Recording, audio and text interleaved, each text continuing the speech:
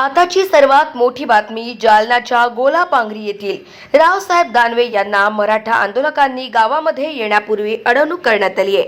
मराठा आंदोलकांनी रावसाहेब दानवे यांना विचारले की 25 वर्षापासून गावासाठी केलंय काय, असा सवाल गोलापांगरी येथील मराठा आंदोलकांनी दानवेंना सवाल केला।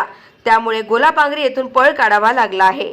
गाव माझा न्यूज करिता भरत लहाने, जालना।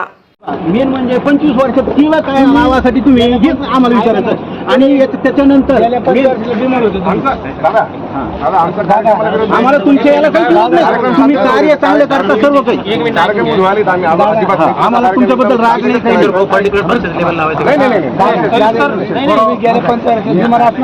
काही। मतदान केलं आम्ही 25 वर्षापासून तुम्हाला मतदान करतो। फक्त आमची अडचण तुम्ही भाषण करा। साहेब तुमच्याबद्दल आम्हाला आदर आहे ना, आम्ही म्हणतो तुमच्याबद्दल रागत नाही ना। हे तुमचा कार्यकर्ता नका घेऊ इकडे, यांच्यामुळे तुमचं चांगलेलं आहे।